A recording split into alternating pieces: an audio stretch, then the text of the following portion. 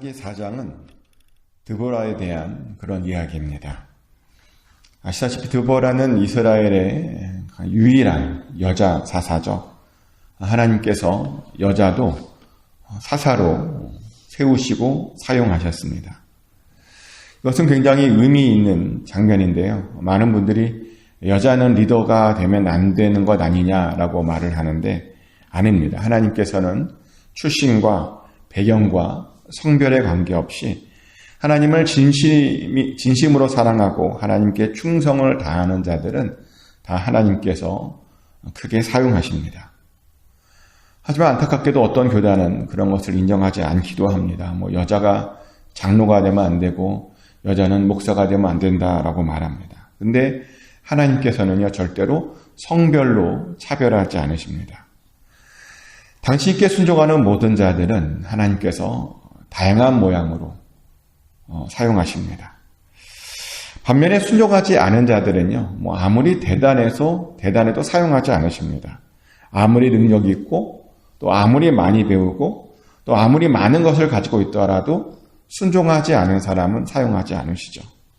그래서 우리가 하나님께 쓰임받고 싶으면, 그리고 하나님께 그런 쓰임을 통해서 영광받고 싶으면 우리는 순종하면 됩니다. 하나님의 부르심 앞에, 거룩하고 준엄하신 하나님의 부르심 앞에 순종하면 모두 다 예외 없이 다 쓰임받을 수 있다는 겁니다. 드보라는 그렇게 쓰임받았습니다.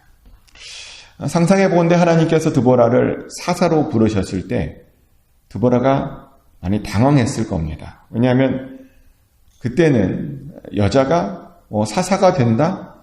상상도 못할 때였기 때문입니다.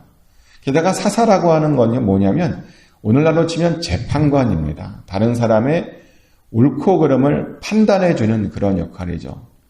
근데 그런 재판관으로 부르신 겁니다. 아마 드보라는 그래서 당황했을 겁니다. 남자도 아니고 갑자기 여자 보고 재판관이 되라니 파격적인 일이었고요. 자칫하다가는 재판관이 돼놓고 무시당할 수도 있고 또 비웃음 당할 수도 있는 그런 상황인데, 하지만 드보라는 그런 상황을 바라보지 않고 하나님의 부르심만을 바라봤죠. 그래서 그 부르심만을 바라보고 하나님의 그 부르심 앞에 아멘으로 응답했습니다. 그랬더니요, 여자였지만 사사로서 굉장히 크게 쓰임받는 위대한 여자가 될 수 있었습니다. 특별히 드보라는 야빈 왕과 관련해서 크게 쓰임받았는데요. 야빈은 그 당시에 이스라엘을 지배하고 있던 가나안의 왕이었습니다. 그는 이스라엘을 지배하고 있을 때 굉장히 강력한 왕이었고요. 그의 힘이 얼마나 대단했는지 그는 철병거 900대를 가지고 있었다라고 오늘 본문은 이야기하죠.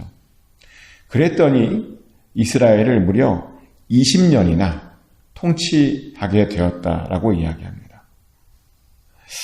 그러던 중에 드보라가 하나님의 음성을 듣죠. 그리고 그 음성은 바락과 관련된 그런 음성이었습니다.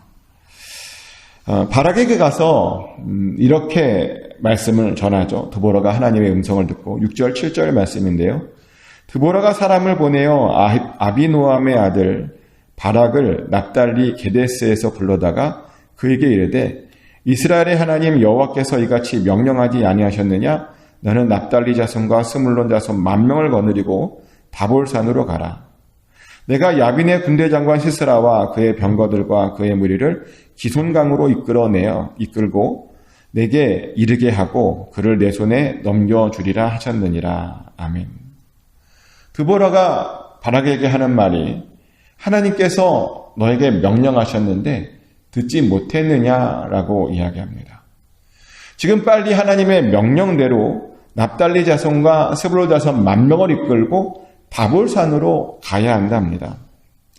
가면 야빈의 군대 장관 시스라와 그 900대 되는 병거들과 그 무리들을 다 바락 손에 넘겨주시겠다라고 그렇게 드보라가 바락에게 말해 주었습니다. 드보라가요, 하나님의 뜻과 계획을 바락에게 아주 자세히 알려준 겁니다. 자, 그럼 이렇게 알려줬으니까 이제 바락이 어떻게 해야 되냐면 그 말에 순종하고 드보라의 말대로 다볼산으로 올라가기만 하면 되는 겁니다. 사람까지 붙여졌으니까요. 믿음을 가지고 올라가면 되는 겁니다. 근데 충격적이게도요. 바락이 이 말을 들었는데 움직일 생각을 하지 않았습니다. 바락은 드보라를 통해서 선포된 하나님의 말씀에 아멘으로 응답하지 않았다는 겁니다. 대신 이런 조건을 걸죠. 8절 말씀인데요.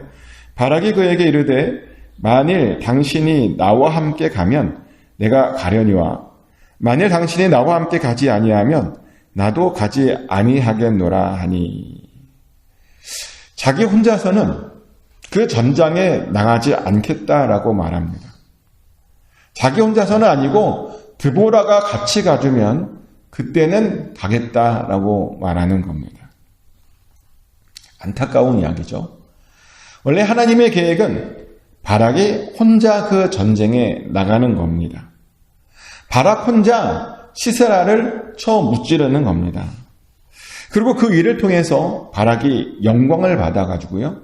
그 이후에 드보라 이후에 바락이 그 다음 리더가 되는 것이 하나님의 계획입니다. 하나님의 계획을 따라서 지금 바락에게 뭔가 하나님께서 기회를 주신 것입니다. 근데 그것도 모르고 바락이 그 하나님의 기회를 발로 걷어찼습니다. 드보라가 함께 가면 가겠다라고 그 계획을 걷어찼습니다. 그래서 드보라가 경고하죠. 자기가 가면 그 전쟁에서 이겨도 그가 영광받지 못할 것이라고 경고했습니다. 시스라를 그가 죽이지 못할 것이랍니다. 다른 어떤 여인이 그를 죽이고 그가 영광받게 될 것이랍니다. 하지만 이런 경고에도 불구하고 바락은 끝까지 고집을 부렸습니다. 그래서 어쩔 수 없이요. 드보라가 바락과 함께 그 전쟁에 따라가게 되었죠. 정말 하나님께서 그에게 주신 그 기회를 그가 완전히 발로 걷어찬 겁니다.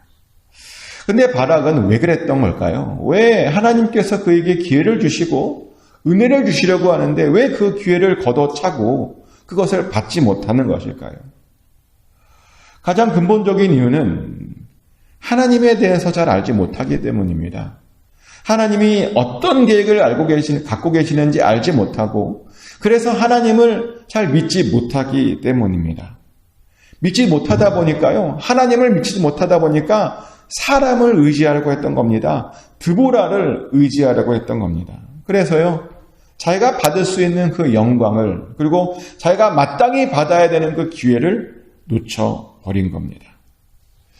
정말 안타까운 이야기죠. 정말 아쉬운 그런 이야기입니다. 이것을 통해서 알게 되는 것이 있습니다. 능력보다 더 중요한 것은요. 하나님을 향한 믿음입니다. 능력보다 더 중요한 건 하나님을 아는 겁니다. 아무리 능력이 있고 아무리 힘이 세고 아무리 대단해도 믿음이 없고 하나님을 알지 못한다면 우리는 하나님께서 우리에게 주시기로 약속하신 작정하신 그 복을요. 우리가 잘 받을 수 없다는 겁니다. 바락이 그랬다니까요.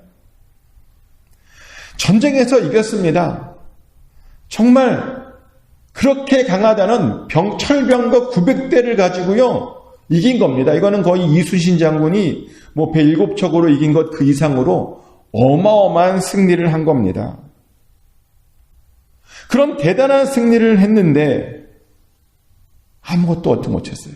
왜냐하면 그렇게 싸우는 중에 이 시스라가요. 도망가 버렸거든요.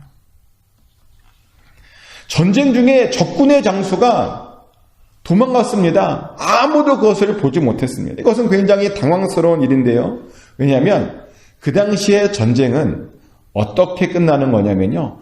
적군의 장수가 잡히든지 아니면 적군의 장수가 죽든지 해야 끝나는 겁니다. 전쟁이요. 적군의 장수에 따라 결정되는 거지 아무리 그 밑에 병사들 많이 죽였다고 끝나는 것이 아닙니다. 그런데 전쟁을 하던 중에요. 지금 적군의 장수가 도망가 버린 겁니다. 그 말은 전쟁이 끝날 수가 없는 거죠. 그리고 적군의 장수가 도망가면 언제든 다시 반격할 수 있는 그런 위험이 있는 겁니다. 그래서 열심히 찾죠.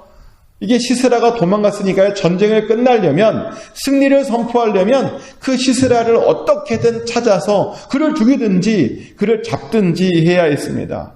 근데요, 시스라가 도망가서 어디에 가 있었냐면요, 야엘의 집에 가 있었다라고 성경은 이야기하죠.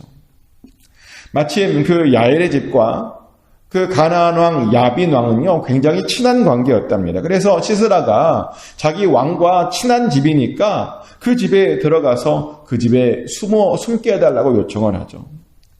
그래서 숨었고요, 야엘이 주는 그 음식을 먹고 깊이 잠들었답니다. 근데 그 잠든 틈에요, 야엘이 그 잠든 것을 확인하고 그의 머리에 말뚝을 박아서 그 시스라를 죽여버립니다. 그리고 시스라를 찾으러 온 그 바락에게 그 시신을 넘겨주게 되죠.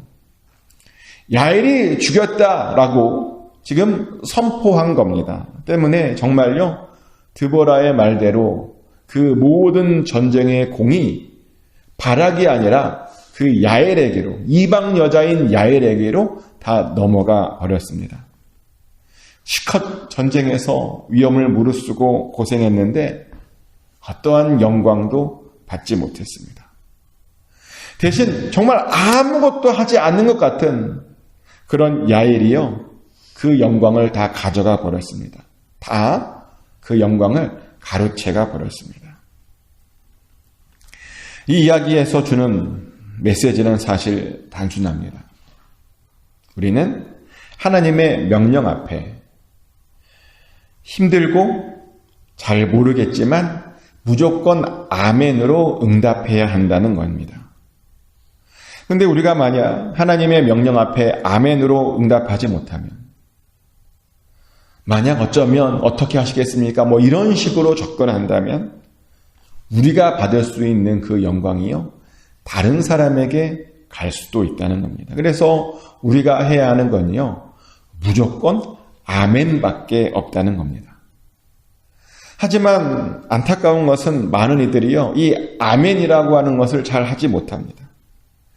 하나님 앞에 아멘으로 잘 응답하지 못하다 보니 하나님께서 우리에게 복을 주시고 작정하신 그 복과 계획을요, 우리가 잘 받지 못할 때가 많습니다. 아멘으로 받지 못하다 보니 우리가 받아야 될 그 몫을 다른 사람이 받게 될 때가 많다는 겁니다. 실제로요, 이런 이야기들이 찾아보면 굉장히 많이 있습니다. 아멘으로 받지 못해서 그것을 받지 못해 다른 사람에게 빼앗긴 이야기들이요, 굉장히 너무나 흔한 이야기라는 겁니다. 우리는 그런 이야기를 예수님 주변에서도 볼 수 있죠. 예수님께서요, 어떤 부자 청년을 너무나 사랑하셨습니다. 마태복음 19장에 나오는 이야기인데요, 가만히 보니까 이 부자 청년 안에 좀 뭔가 있어 보였습니다. 뭔가 대단한 뭔가 있어 보여서 그를 제자로 삼으려고 그 부자 청년을 부르시죠. 어떻게 부르셨냐면요, 이렇게 부르셨습니다. 마태복음 19장 21절 말씀인데요, 예수께서 이르시되 내가 온전하고자 할진대 가서 내 소유를 팔아 가난한 자들에게 주라. 그리하면 하늘에서 보화가 내게 있으리라. 그리고 와서 나를 따르라 하시니 아멘. 청년에게 뭐라고 말하냐면, 야, 너 온전하고 싶냐라고 물어봅니다. 그리고 온전하고 싶다면 그 소유를 팔아서 가난한 자들에게 나눠주고, 그리고 예수님을 따르라라고 그렇게 말씀해 주셨습니다. 그러면 예수님의 제자가 되고 또 하늘에도 보화가 클 것이라고 그렇게 말씀해 주었습니다. 지금 예수님께서요, 친히 직접 나를 따르라라고 이렇게 말씀해 주신 겁니다. 근데요, 이 부르심은요, 대단한 부르심입니다. 왜냐하면 나를 따르라라고 하는 부르심은 예수님께서 아무나에게 하지 않았거든요. 예수님의 12제자 정도쯤 되는 사람들에게나 했던 그런 말입니다. 나를 따르라는 건요. 실제로 베드로도 그렇게 불렀죠. 예수님께서 베드로를 어떻게 불렀냐면요, 그 실컷 고기 잡는 그 배 위에 있는 베드로를 향해서 나를 따르라 그랬잖아요. 그랬더니 그 말에 베드로는 자기의 배를 다 놔두고 거의 부자 청년하고 같은 상황이에요. 배를 그대로 놔두고 예수님을 따라갔습니다. 베드로에게 했던 부르심과 거의 같은 부르심이라는 겁니다. 그 정도로 이 청년은요, 지금 예수님에게 특별한 거의 제자급의 부르심을 받은 겁니다. 이런 부르심은 아무에게도 하지 않았습니다. 사실 예수님 주변에는요, 예수님을 따라가고 싶은 사람들이 많았습니다. 예수님과 함께하고 싶은 사람들이 많았습니다. 그런데 그렇게 많은 사람들이 예수님을 따라다녀도 그런 정말 베드로나 이 청년에게처럼 나를 따르라라고 하는 그런 말은 해주지 않았습니다. 이 부르심은 아주 특별한 부르심이었다는 겁니다.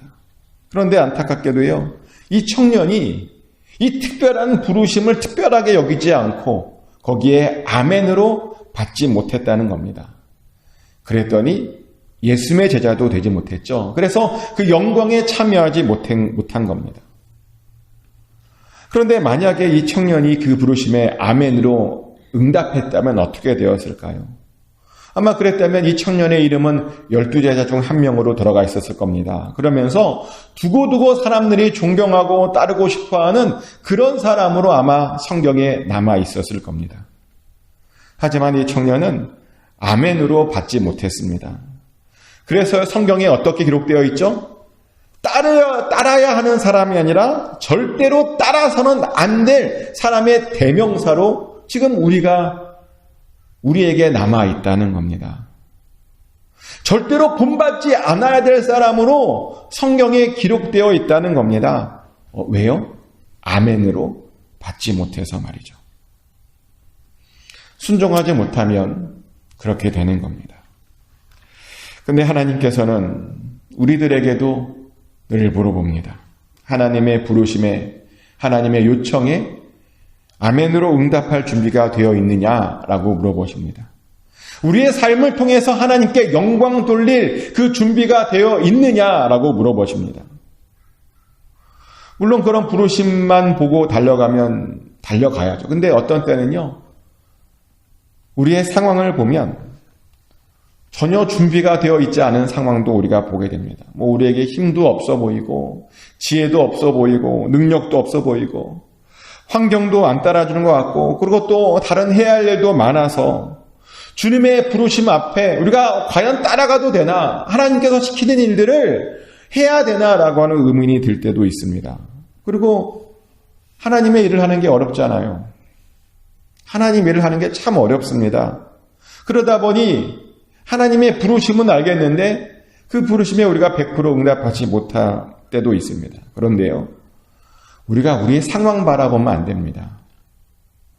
내 손에 있는 것 바라보면 안 됩니다. 하나님 손에 있는 것 바라봐야 되고요. 그리고 하나님께서 힘 주십니다. 그래서 우리가요, 우리 상황 바라보지 않고 하나님만 바라봄으로 무조건 아멘 해야 합니다. 예수님의 뜻이면 그렇게 하겠습니다. 내가 그 일에 동참하겠습니다. 라고 하는 그런 고백을 해야 하는 겁니다. 그래야 하나님께서 우리들에게도 약속하신, 그리고 우리들에게도 계획하신 그 영광을 받을 수 있는 겁니다. 그런데 오늘 본문의 바락은 그렇게 하지 못했습니다. 바락의 이름이 번개래요, 번개. 강하다는 뜻이죠.